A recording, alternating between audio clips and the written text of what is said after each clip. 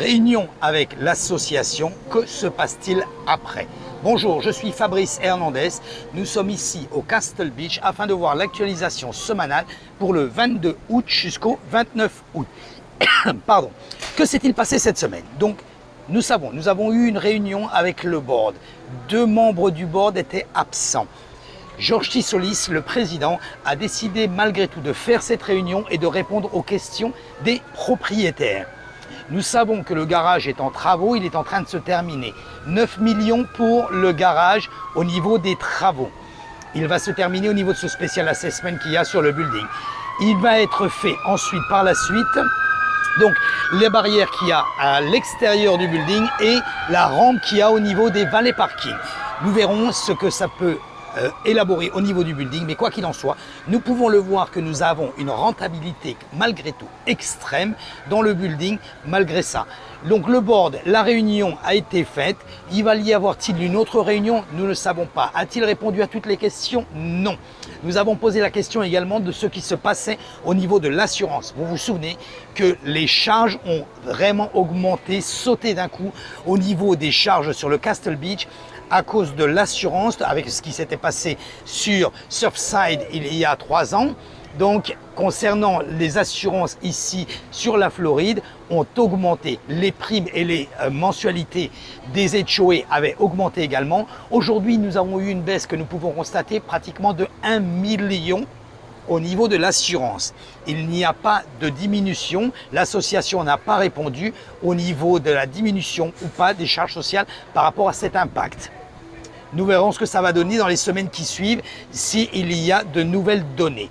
En contrepartie, l'association nous a dit que pour le janvier 2025, il n'y aurait pas d'augmentation au niveau des charges, mais nous allons voir s'il y a une autre réunion avant le vote du nouveau board, s'il n'y a pas de réunion et si nous allons directement sur cette votation au niveau du board. Donc cette semaine, comme vous pouvez le voir sur cette fiche, le Castle Beach affiche 30 propriétés à vendre. Nous en avons une nouvelle qui est le 1607 qui est listé au prix de 375 000 $. La location se porte bien au Castle Beach. Nous le voyons, nous sommes en saison basse. La location malgré tout se porte bien. Nous sommes avec 19 appartements à louer à l'année. Nous avons une baisse au niveau des prix qui sont mensuels, donc qui est de 3 500 pour le B21 et le M15 qui passe de 12 000 à 8 500. Les prix redeviennent normaux par rapport à ça. On se rend compte qu'il y a du mouvement.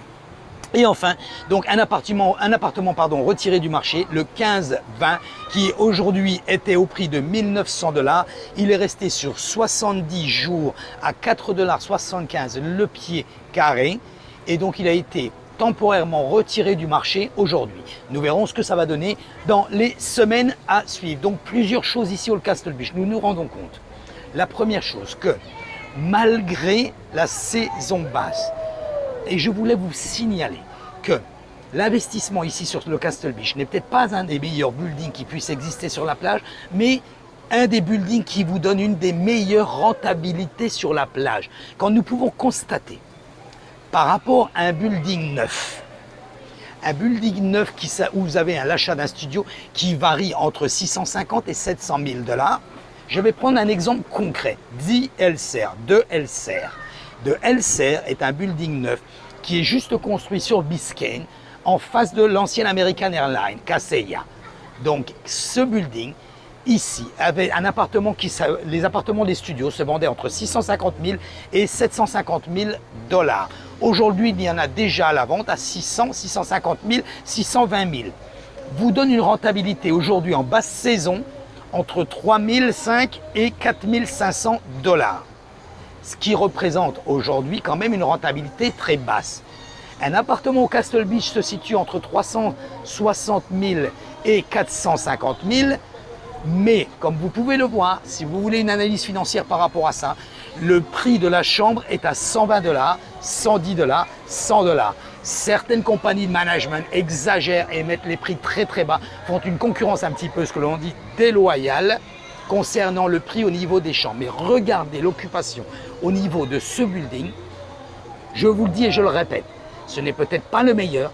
En contrepartie, vous avez une super bonne rentabilité.